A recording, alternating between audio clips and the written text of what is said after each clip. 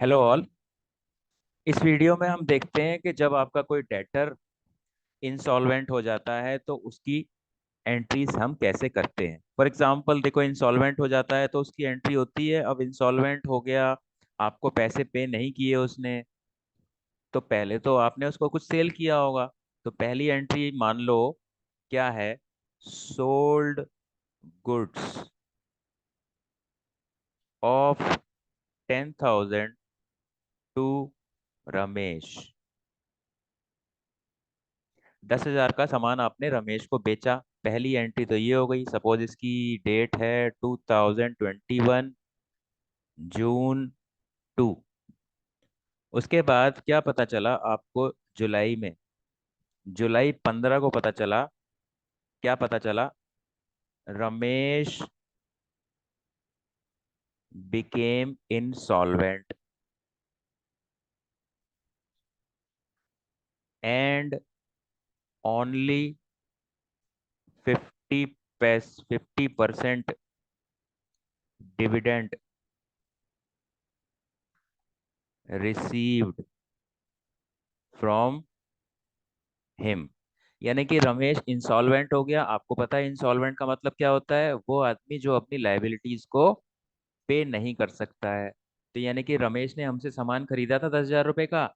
अब क्या हुआ, उनका बिजनेस वगैरह डूब गया होगा, तो अब वो इस पोजीशन में नहीं है कि वो हमको 10,000 रुपये पे कर पाए।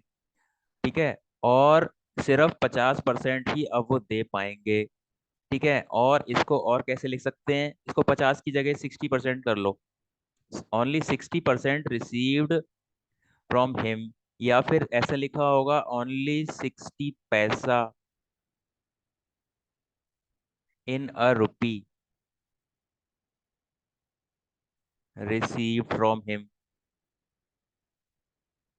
तो यानी कि 60% मिला है या फिर 1 रुपए में 60 पैसा मिला है, दोनों का मतलब एक ही है। दोनों का मतलब यही है कि उससे सिर्फ 60 पैसा, 60% अमाउंट मिला है। ठीक है। और 40% हमारा पैसा डूब गया है। तो यानी कि उससे कितना मिला है, 60% मिला है। और कितना अमाउंट का आपने सेल किया था, 10,000 रुपए का सेल किया था। 60% कितना होता है, 6,000 रुपये उससे मिल गए। यानी कि आप कैश में लिखोगे इसको। और जो डूब गया, कितना डूब गया, जब 60% मिला है तो 40% डूब गया, यानी कि 4,000 रुपीज। और ये 4,000 रुपीज आपके लिए क्या है, आपके लिए है बैड डेट्स।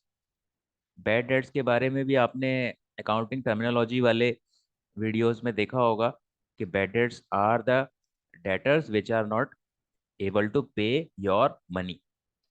तो इसमें देखो, अगर हम दोनों की एंट्री करते हैं तो 2021 में जून 2 को आप क्या एंट्री करोगे। तो पहले तो आपने रमेश को सामान बेचा है, तो रमेश को सामान बेचने की एंट्री क्या होती है,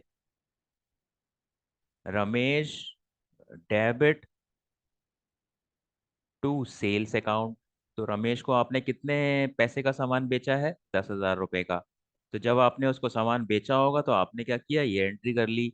और उसके बाद आपने क्या किया, जुलाई 15 को क्या एंट्री करी, आपको पता चला कि उससे आपको सिर्फ 60% पैसा ही मिल पाएगा और 40% पैसा आपका डूब गया है। तो आपको जो पैसा मिला है उसको क्या करोगे, आप कैश अकाउंट में डेबिट करोगे। कैश अकाउंट में डेबिट कितना करोगे, जितना आपको मिला है, यानी कि 6,000 रुपीज मिले हैं। और कितना पैसा डूब गया है आपका, 40% डूब गया है, तो वो आप कहाँ डालोगे, वो आप डालोगे बैड डेट्स में। Bad debts account debit 4,000 rupees. और क्रेडिट किसको कर दोगे, आप क्रेडिट करोगे रमेश से। रमेश को क्रेडिट करोगे 10,000 रुपये से। तो जब कोई भी आपका डेटर, आपने रमेश को सामान बेचा है तो रमेश क्या है आपका, रमेश आपका डेटर है। जिनको भी हम उधार सामान बेचते हैं वो हमारे डेटर होते हैं।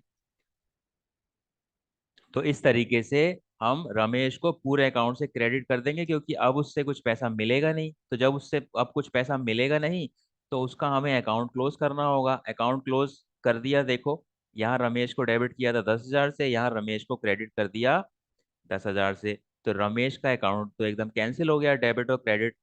ठीक है। और आपको मिल कितने गए पैसे? आपको 6,000 रुपये मिल गए और 4,000 रुपये आपके डूब गए, जिसको आप बोलोगे बैड डेट्स। और बैड डेट्स क्या होता है?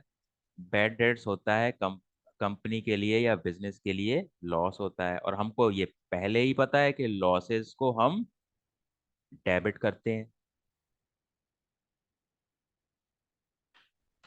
तो ये थी आपकी एंट्री किस केस में? जब आपका डेटर इंसॉल्वेंट हो जाता है और वो आपको पूरे पैसे नहीं दे पाता है। तो मैंने आपको देखो सेल की भी एंट्री बता दी उससे पहले की, हालांकि उसकी जरूरत नहीं थी। और यहाँ पे जो दूसरी एंट्री है जुलाई 15 की, वो है इंसॉल्वेंट की एंट्री। तो यहाँ पे जुलाई 15 की जो एंट्री है, जब कोई डेटर आपका इंसॉल्वेंट हो जाता है तो आपको ये वाली एंट्री करनी पड़ती है। So that is it for this lecture. Thank you.